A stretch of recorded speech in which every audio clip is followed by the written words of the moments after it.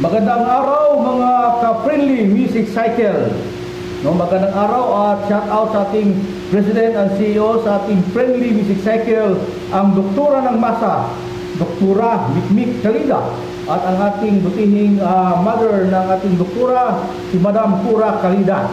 At shout out sa ating mga kumpare at kumari dyan, no? Mga ating mga batchmate sa Ramon Magsaysay Elementary School at sa Digo City National High School. At shout out din sa ating may bahay na si Maria Ofelia Jess Cabardo Constantino Buat Galanggam di Kulumon. At sa aming anak, no, si Rinikat at si Sahar. O shout out.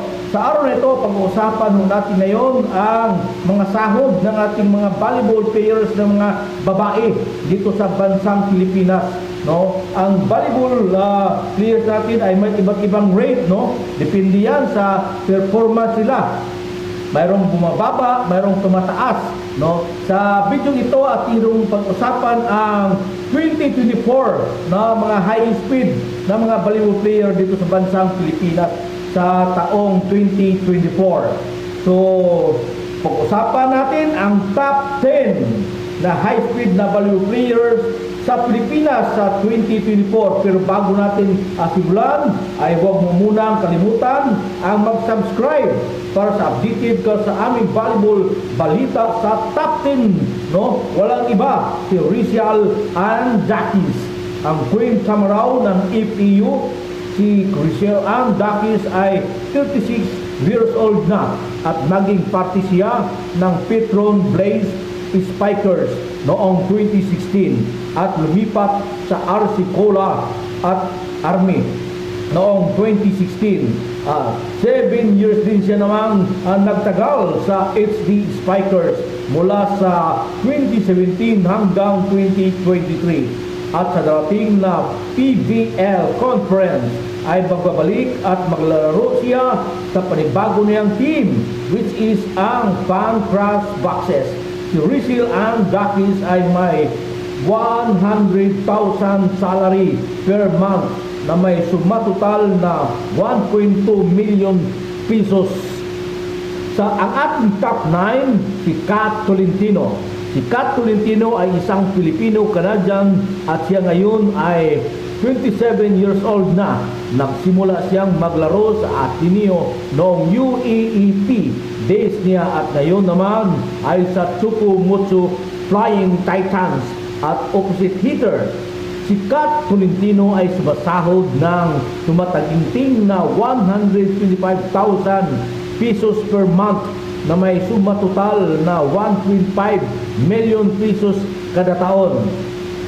Ang ating top 8, Mylene Paat ng Lady Falcons. Si Mylene Paat ay 30 years old na at naging parte siya ng single HD Spikers noong 2016 at 2020 at naging party si Mylene Paat noong Tsukumucho noong EBC 2021 at naging na-import ito sa Nekon Ratchasima noong 2021 up to 2022 at ngayon naman ay naglaro siya sa team na Chiritigo Crossovers. Si Mylene Paat ay sumasahod ng tumataginting na 150,000 pesos per month na may suma total na 1.8 million kada taon. At ang ating top 7, si Chang Abby Maranyo, ang mismong Lady Spikers.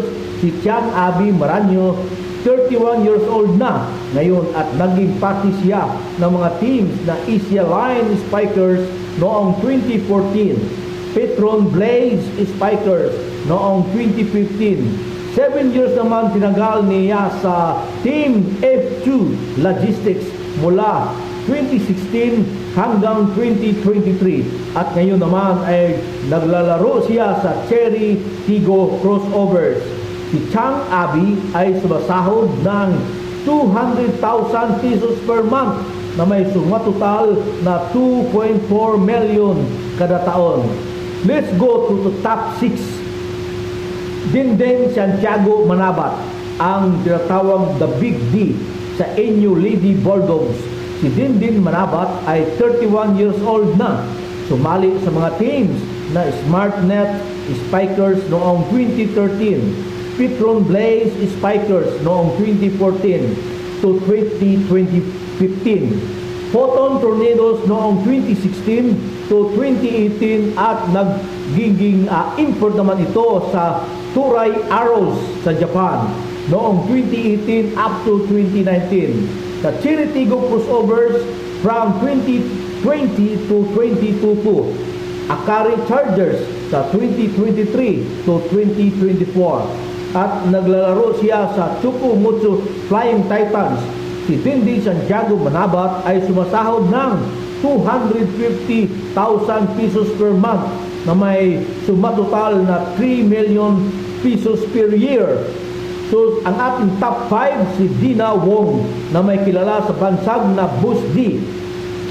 Si Dina Wong at 26 years old na at isa siyang sitter.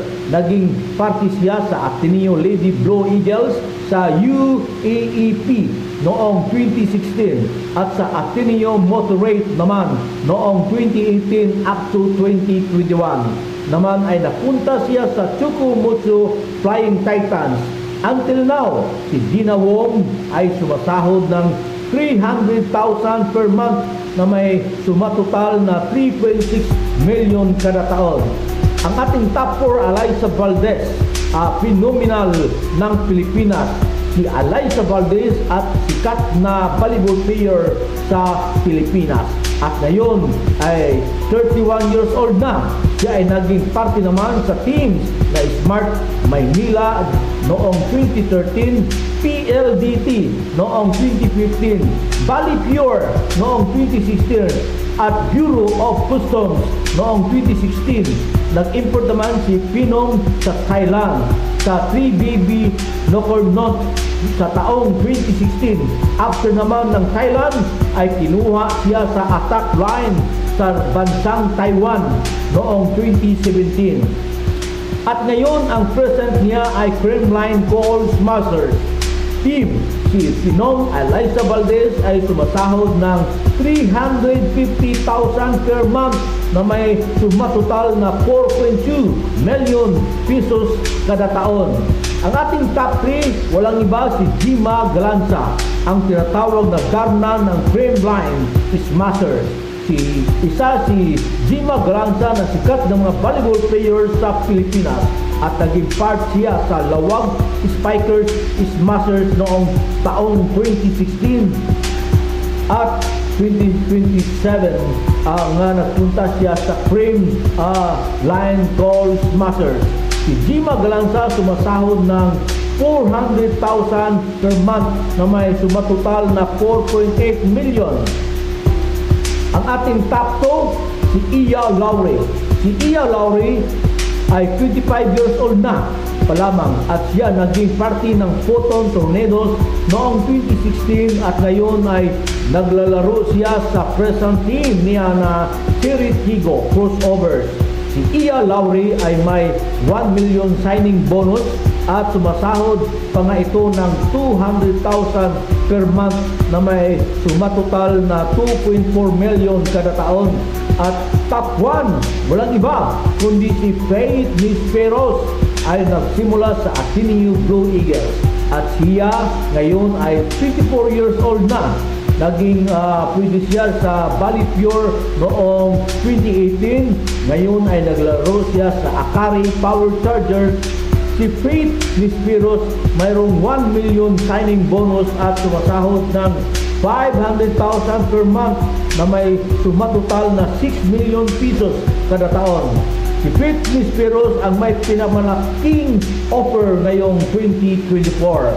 And that is for today's video mga ka-friends. For more updated kayo sa mga ating mga sports news, sa mga balita, i-paki-like and share sa ating mga Facebook page, Facebook account na Rene Lasarte de Colongon at Friendly Music Cycle para ma-notify kayo kung mayroon tayong mga updates sa sports. Thank you, bye-bye, God bless everyone.